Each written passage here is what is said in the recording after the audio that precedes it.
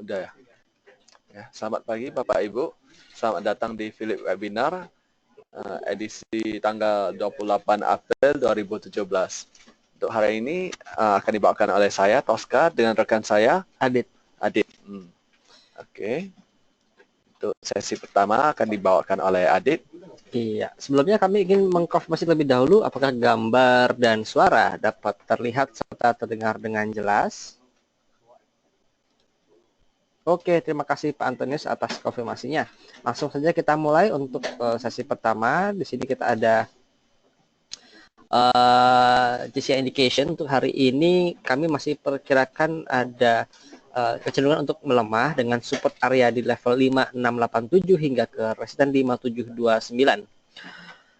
Untuk market drivers dari global, investor masih menantikan rilis laporan keuangan dari seluruh dunia dan juga menantikan laporan pertumbuhan GDP Amerika Serikat yang merupakan adalah ekonomi terbesar di dunia ya. Lalu berikutnya ada ekonomi European Central Bank atau ECB, Bank Sentral Eropa, memutuskan untuk menahan tingkat suku bunga di kisaran 0%-an. Jadi memang karena dipandang stimulusnya masih akan dipertahankan karena tingkat inflasi di Eropa yang tampaknya masih cukup lemah untuk dapat mengurangi stimulus.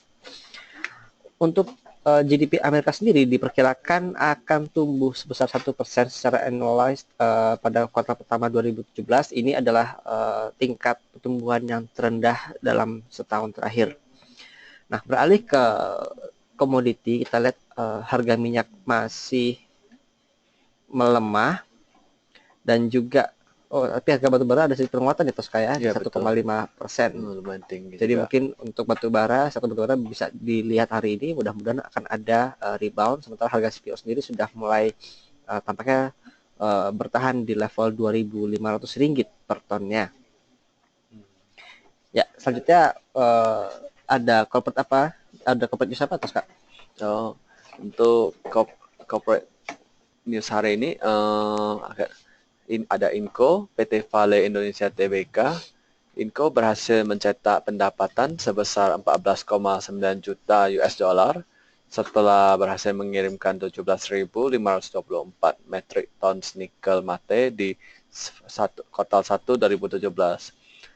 Pendapatan ini turun 19% dibanding pendapatan kuartal 4 2016, tapi masih lebih tinggi 32% dibanding kuartal 1 2016 secara year-on-year.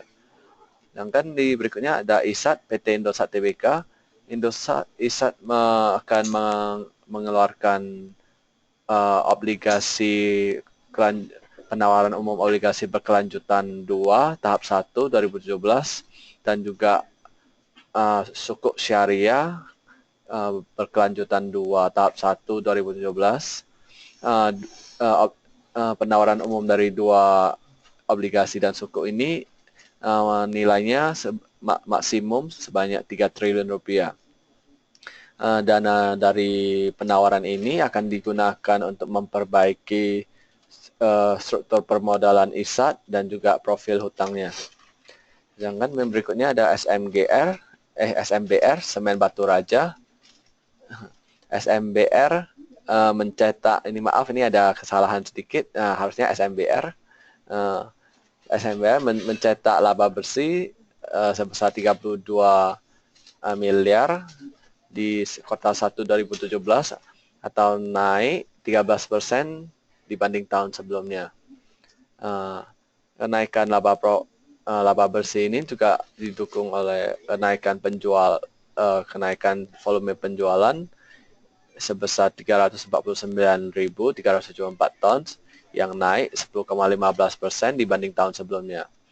Sampai akhir Maret ini pembangunan pabrik Batu Raja 2-nya sudah hampir rampung, sudah mencapai 94,95%.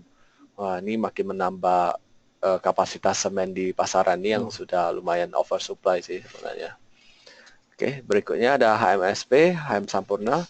HMSP akan meningkatkan pangsa pasarnya di sigaret kretek mesin. Ya, sebelumnya ini HMSP adalah leader pemimpin pasar di SKM ini. Tapi dia ini masih menurun tiap tahun dari 2015 29,7%, 2016 juga turun sedikit dan sampai kuartal 1 2017 ini menurun lagi dari 28,6%. Di tahun ini manajemen HMSP akan menaikkan target untuk meningkatkan pangsa pasarnya di SKM ini menjadi naik 3%, jadi sekitar 32 menjadi 32%. HMSP juga akan mendistribusikan dividen dengan nilai 12,5 triliun. Ini yang setara dengan 107,7 rupiah per sahamnya. Dengan dividen payout ratio sebesar 98% dari net profitnya. Ini lumayan konsisten sih. Iya, dan kemarin saya juga kebetulan menghadiri public expose HM Sampurna, jadi mereka memang tampaknya agak struggling di sektor SKM dan juga SKT ya. Secara tangan pangsa pasar menurun, volume penjualan juga turun karena mereka lebih penyebab penurunan lebih karena kan ada kenaikan cukai tahun kemarin, jadi cukup memukul volume penjualan.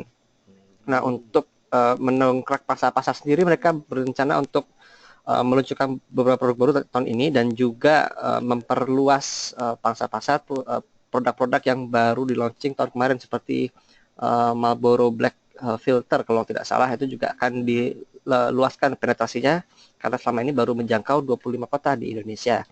Dan mereka bilang juga untuk sigaret tangan itu akan tetap dipertahankan karena sangat penting bagi Sampurna.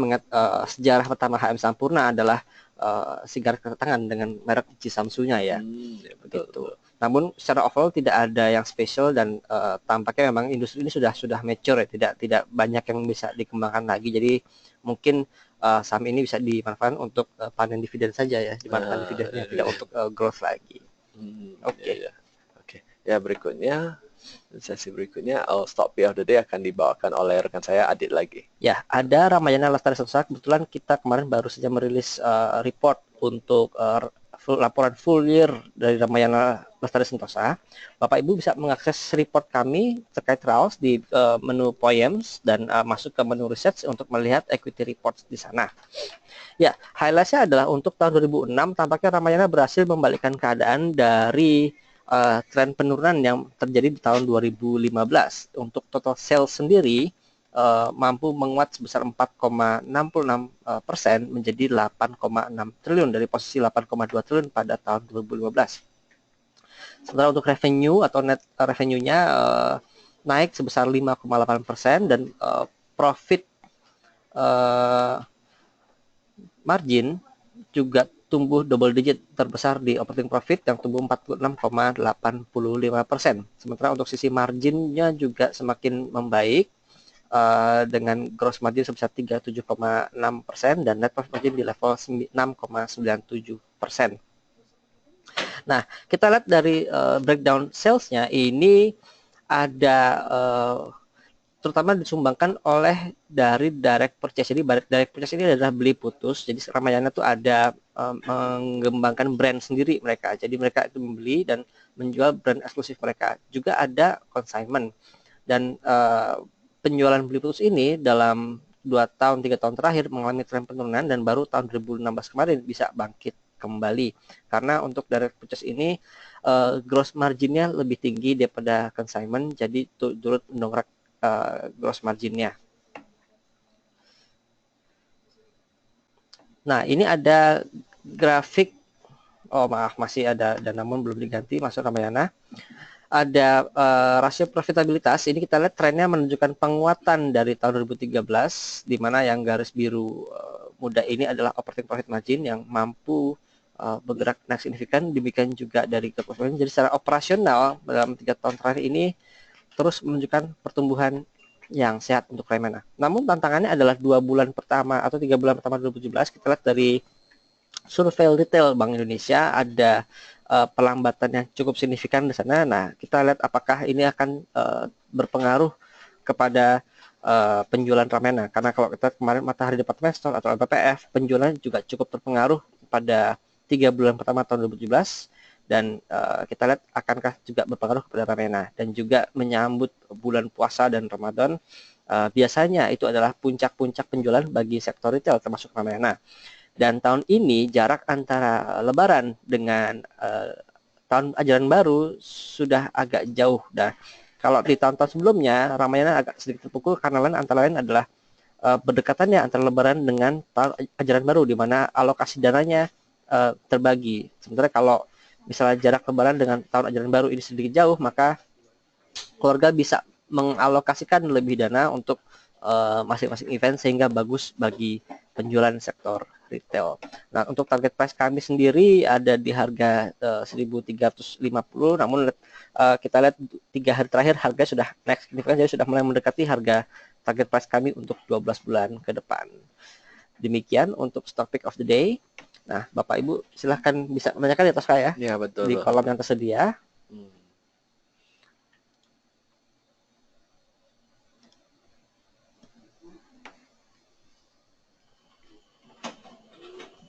Oke, kita masuk ke pembahasan secara teknikal.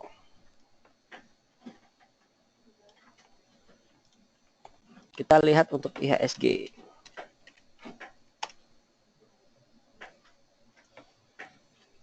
Kemarin IHSG membentuk pola doji ya, kurang lebih ya. Ini sangat tipis-tipis sekali, dan kalau kita dari indikator stokastik maupun MACD ini peluang untuk koreksi lebih lanjut terbuka lebih besar, dan untuk support area ada di kisaran pertama di level 5660 hingga 5670, dan support kedua ada di kisaran 5640. Jadi pastikan mungkin akan ada koreksi sampai ke level tersebut dalam waktu dekat ini.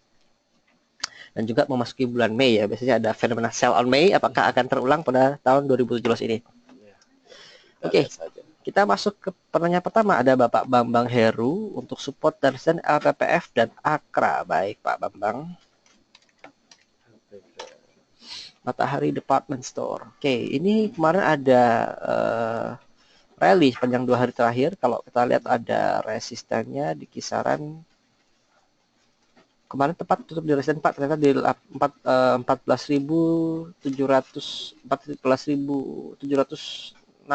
resistennya. Jadi ini tepat di area resisten, jadi siap-siap mulai bisa profit taking. Kalau kita Anda lihat kenaikan sudah agak terbatas, mungkin untuk resisten berikutnya akan mencapai ke level sekitar di 15.350. Jadi ini adalah resisten kedua ketika resisten pertama ini tembus.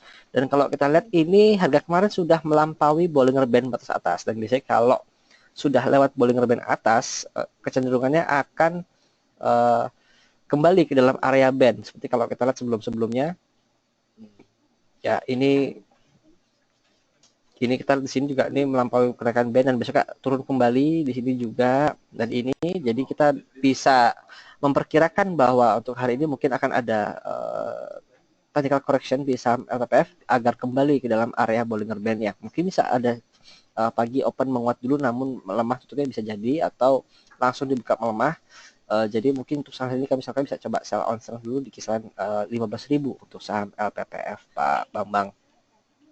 Untuk support sendiri ini ada gap di rentang 13.970-an hingga ke 14.150. Jadi untuk supportnya mungkin ada kisaran 13.970 atau 14.000 Pak untuk area support untuk LPPF. Selanjutnya saham AKRA. Ya, AKRA juga rally dalam 2 pekan terakhir dari harga 6.200 sampai ke level 6.850 kemarin closingnya, dan ini juga sedikit melewati dari Bollinger Band atas ya. Untuk kita lihat dari trennya, dari histogram MACD ini masih ada peluang untuk melanjutkan penguatan dengan MACD line juga masih lebar ya, lebar dan cukup kuat kenaikannya. Sebenarnya kalau dalam posisi uptrend gini kita tidak terlalu banyak menggunakan stokastik karena sekarang memang sudah ada di area oversold. Namun kalau kita dari MACD tampaknya peluang untuk lanjut menguat masih terbuka. Sementara untuk resisten sendiri ada tampak di kisaran level,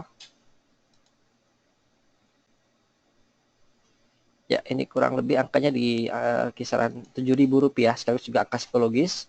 Dan ini kemarin tampaknya kalau sampai ke level 7.000 mungkin juga bisa siap-siap untuk take profit Pak di saham Akra. Sementara untuk support sendiri ada di MA 9 hari yaitu di 6630, namun jika tekanan jual cukup lebar maka next support ada di kisaran 6450 yang mana merupakan MA 20 harinya. Demikian Pak Bambang. Lalu untuk Kalbe, Pegas, dan Jasa Marga, pertanyaan dari Bapak Robertus Emmanuel. Baik, Kalbe Farma. Kita lihat apakah sudah ada rilis Q1-nya. Untuk technical ini tampaknya sudah ada peluang untuk terkoreksi Pak, karena mendekati Bollinger Band batas atas dan juga indikator MACD tampak netral saja, jadi cenderung sideways. Namun untuk stokastiknya ini ada iya hampir death cross ya. Dan ada peluang untuk pembalikan arah untuk Kalbe. Jadi mungkin coba bisa wait and see dengan area support di kisaran 1540 hingga 1545 untuk saham Kalbe. Sementara untuk fundamental sendiri ya belum rilis, dia laporan full year belum Q1 2017-nya. Ya kalau top line revenue ada mengalami kenaikan sebesar 8,31%, net profit juga menguat naik hampir 300 miliar ya dari posisi 2 triliun tahun 2015. Jadi secara kinerja tampaknya masih cukup solid dengan PI ratio saat ini di kisaran 32,43 kali dengan PBV 5,98 kali.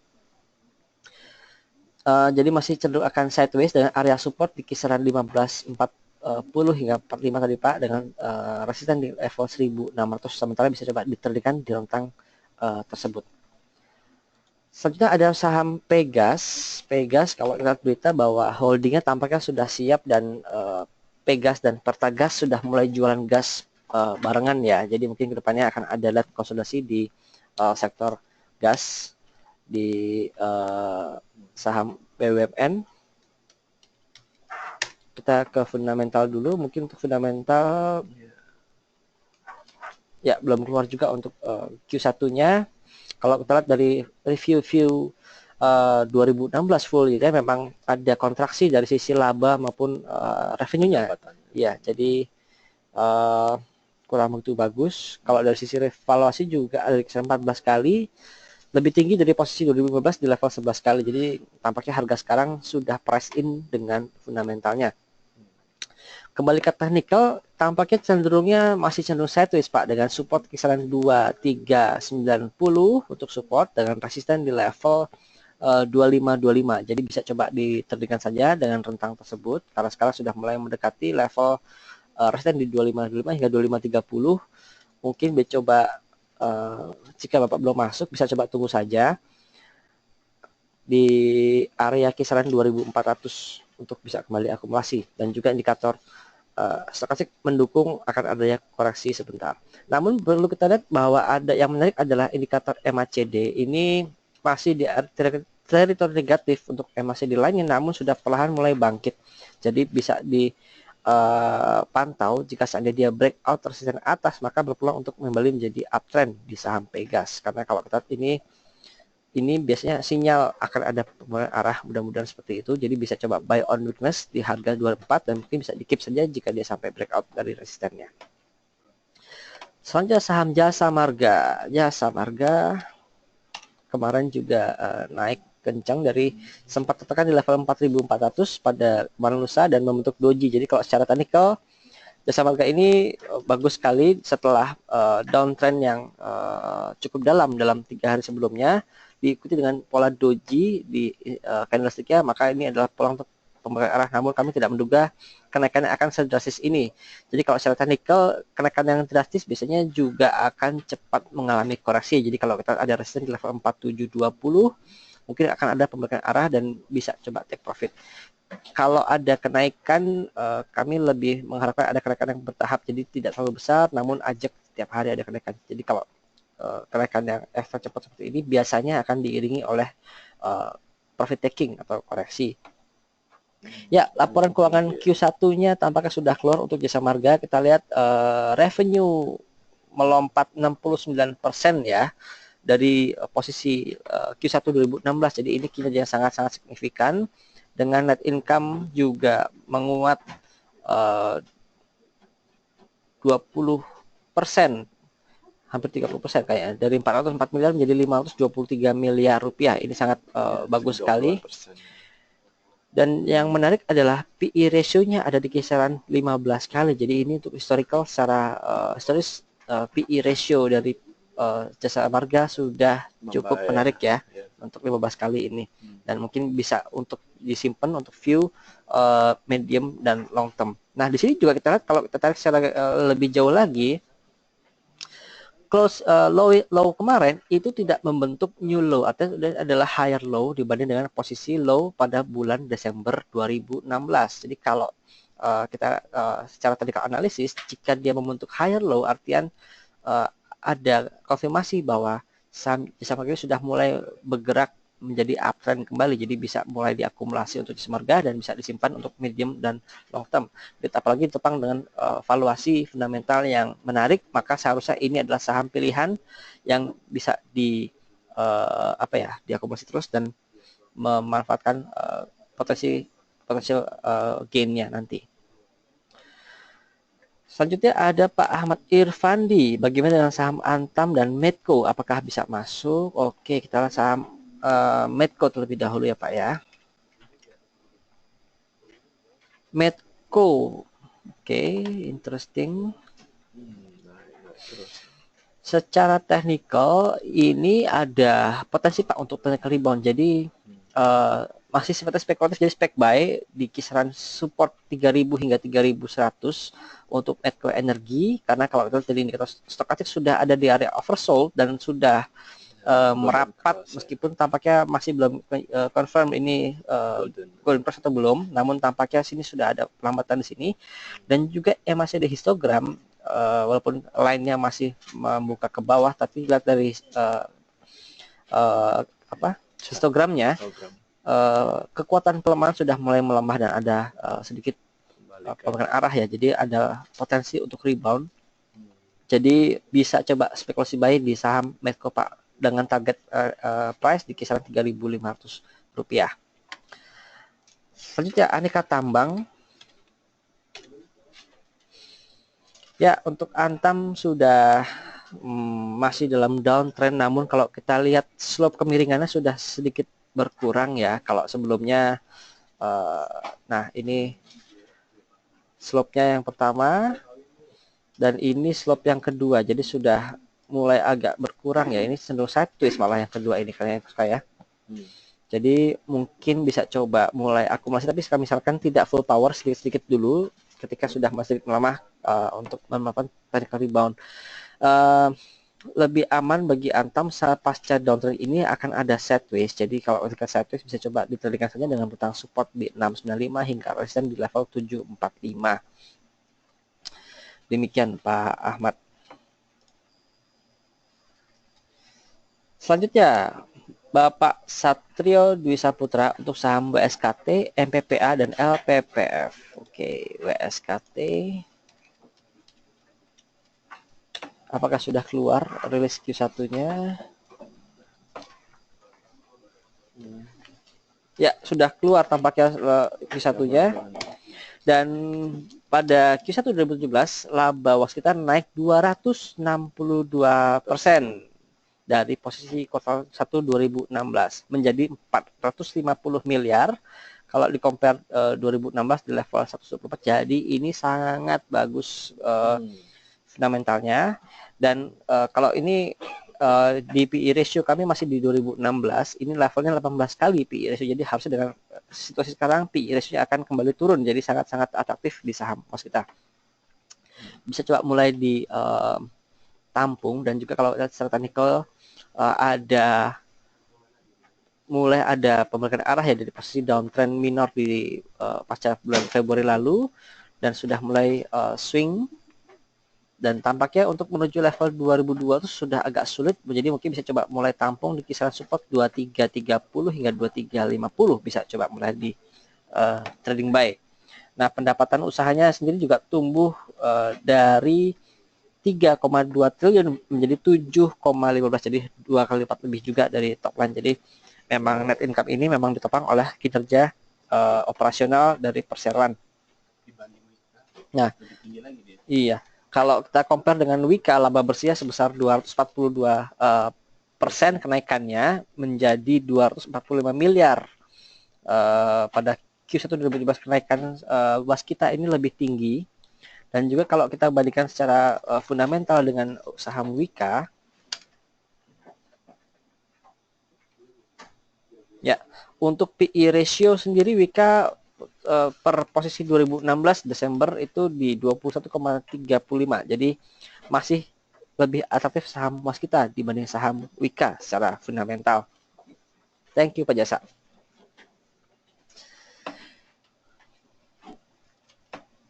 Oke, selanjutnya ada saham MPPA.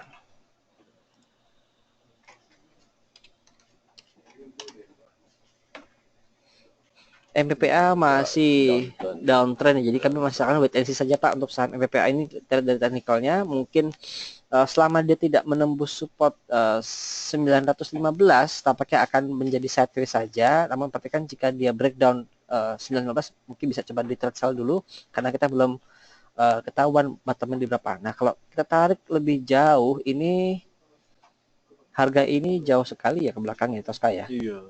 Oke, tampaknya sebelumnya ini ada di tahun 2013 harga terakhir yang terbentuk di bulan Juni 2013, jadi 4 tahun yang lalu. Ya, kami belum sarankan untuk masuk dulu di saham ini karena mengingat penurunan harganya yang cukup dalam dan masih panjang, masih belum kami sarankan untuk masuk di saham MPPA. Lalu LPPF, siblingnya, nah kebalikannya LPPF sudah ada pembalikan arah. Tadi tampaknya sudah ada yang nanya juga LPPF dari Pak Bambang, jadi mungkin bisa coba siap-siap untuk take profit di kisaran 15.350 karena ini ada level resistennya di sana. Namun jika dia breakout ke atas masih untuk next targetnya ada di kisaran Rp16.000. Namun tampaknya kenaikan sudah cukup drastis, mungkin akan ada pembalikan arah dalam waktu dekat ini Pak Satrio. Selanjutnya dari Bapak Leonard, saham Doit, Harum dan UNTR. Oke, Doit, Delta Dunia. Oke, ini cukup menarik kalau lihat dari teknikalnya. Stokastik walaupun belum menyentuh area oversold sudah ada golden cross di sana dan histogram MACD juga sudah mulai berkurang kekuatan pelemahannya dan ini tepat ada di area support MA20 pantulan, jadi mungkin bisa coba di trade buy dengan target perdana di kisaran level tertinggi sebelumnya di level 11.95 ya Pak ya, dan peluang untuk breakout level tertinggi di 11.95 terbuka lebar, dan jika dia breakout level ini maka peluang untuk mencetak level tertinggi baru terbuka lebar. Tapi perhatikan jika level resistance 11.95 ini tidak bisa ditembus maka sebaiknya dijual dulu karena tidak berhasil membentuk higher high dan berpeluang untuk balik arah menjadi downtrend.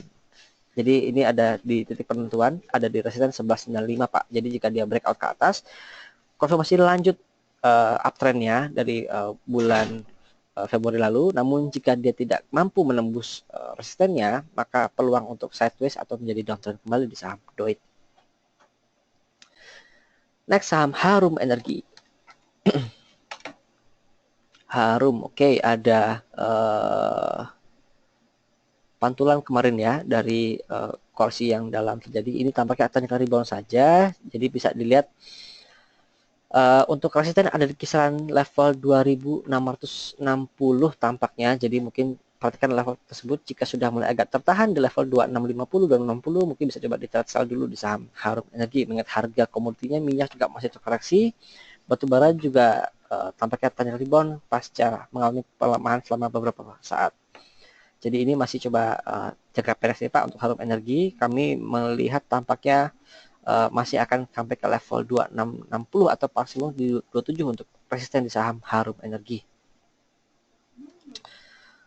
Selanjutnya UNTR, United Tractors. Ya, Oke, UT cukup menarik. Ini mungkin bisa coba buy on weakness Pak di saham UT.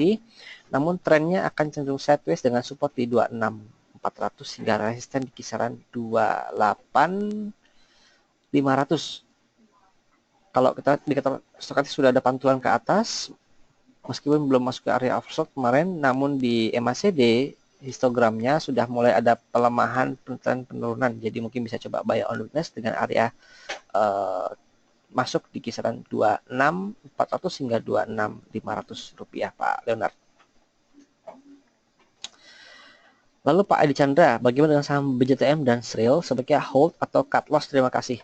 Oke Pak, untuk saham BJTM dan Sril pada sejak pertengahan tahun kemarin ini lebih cocok untuk trading saja, jadi tidak untuk di hold memang secara nature-nya karena memang volatilitas cukup tinggi.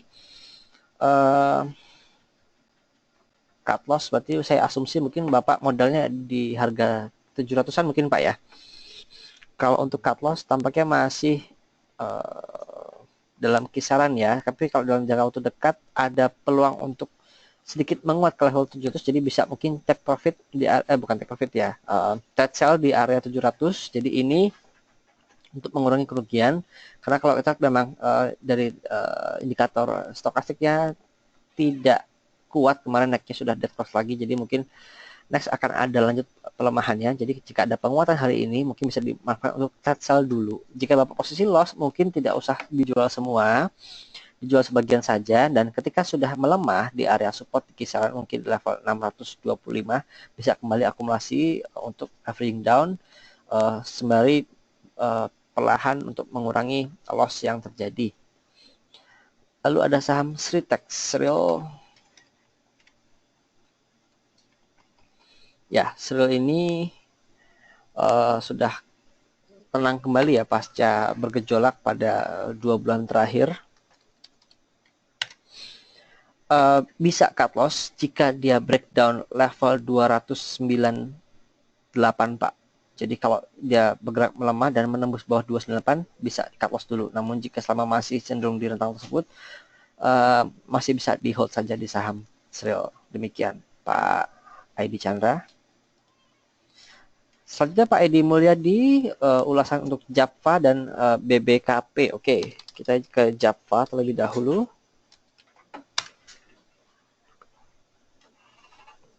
Ya, masih belum keluar laporan keuangan full Q1-nya.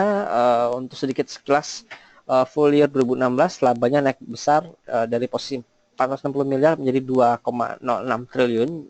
Topannya, bottom line-nya bagus. Kalau tahun kemarin memang karena selain fluktuasi nilai tukar rupiah yang menekan margin perusahaan-perusahaan pakan ternak, karena memang untuk pakan ternak sendiri masih sebagian besar impor bahannya ya, kayak seperti jagung itu impor. Ya, technicalnya oke, ini menarik ini. Mana membentuk doji di bawah ya, jadi open gap ke bawah. Bisa coba trade buy Pak di saham Japanya. Jadi sudah mengerti boleh ke bawah juga, jadi bisa coba buy on weakness di kisaran 1470 hingga ke 1500 dan take profit ada di kisaran ada gap di sini ya di rentang 1590 hingga ke 1610 Pak. Jadi bisa coba target price terdekat di level 1610 untuk saham Japfa. Berikutnya Bank Bukopin. Nah, Pak Jasa juga sudah kemarin sempat ke Bank Bukopin dan secara neraca total asetnya menguat 11,5% dan juga kredit yang disalurkan juga menguat 7,6, menguat namun tampaknya di bawah industri Pak ya penguatannya ya. Lalu juga dana yang dihimpun dana pihak ketiga mengalami penguatan sebesar 15,37%, tapi ya lebih ditopang oleh dana mahal, yakni deposito yang menguat 17,55%, sementara untuk kasa atau tabungan dan juga giro menguat 10,45. Jadi secara cost of fund tampaknya akan sedikit mengalami penguatan karena dana pihak ketiga yang dihimpun naik. Dan juga untuk profitabilitas net interest margin atau NIM-nya turun 0,17% dan juga return on equity terkoreksi sebesar 1,04% menjadi 13,27% di kuartal 1 2017 ini.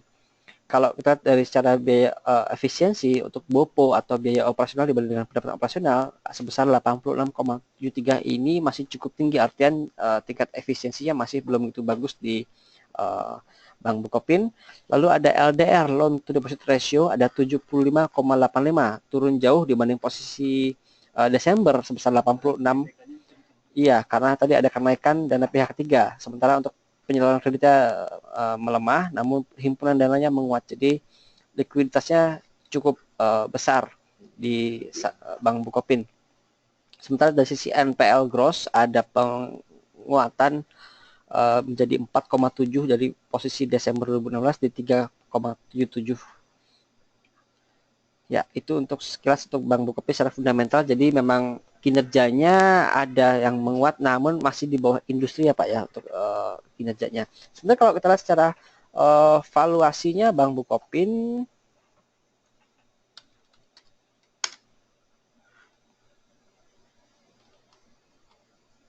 ya dengan PBV 0,6 kali, jadi ini sangat atraktif. Seandainya kinerja bisa diperbaiki lebih lanjut dengan valuasi seperti ini, harusnya dapat menjadi diamond in rough untuk Bukopin. Tinggal nunggu pola sana saja bisa kinclong kembali. Nah, beralih ke teknikalnya Bukopin, ya masih ada penguatan, namun bisa diterima saja dengan support di kisaran 625 Pak, dengan resisten di level 660. Jadi oke, sedikit ada penguatan, jadi mungkin bisa coba buy on weakness. Jika Bapak ingin keep pun tidak ada masalah, karena arahnya tampaknya masih menuju ke 700 untuk jangka menengah. Kita lihat dari Fibonacci retracement-nya.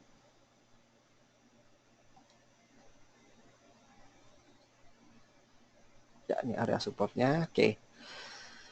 Untuk jangka pendek ini arahnya menuju ke level 670-675, dan jika dia breakout ke atas maka berarti ke 68. Jadi target pertama price-nya di level 670 dulu Pak untuk saham Bukopin, masih bisa di hold berarti.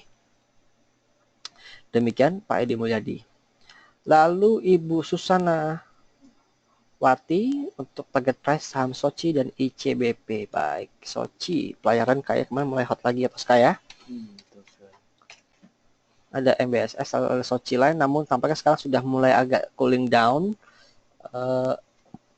Supportnya ini di area MA20 di 370 Ibu.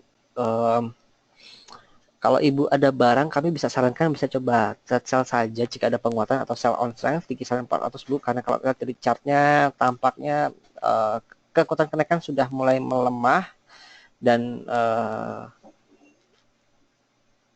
akan diikuti oleh perubahan tren, entah itu untuk sideways atau langsung ke downtrend. Jadi untuk amannya mungkin bisa coba di sell saja jika ada penguatan sampai ke level 400 hingga 410 Bu.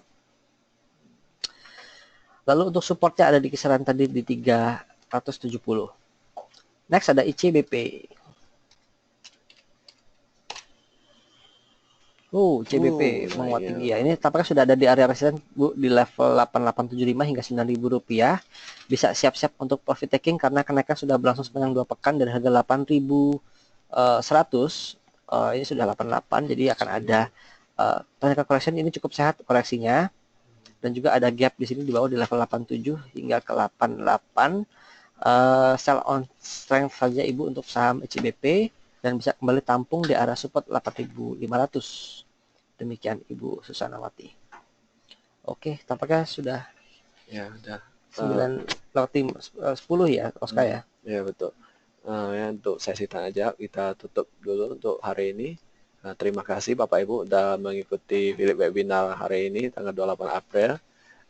Selamat trading dan salam cuan.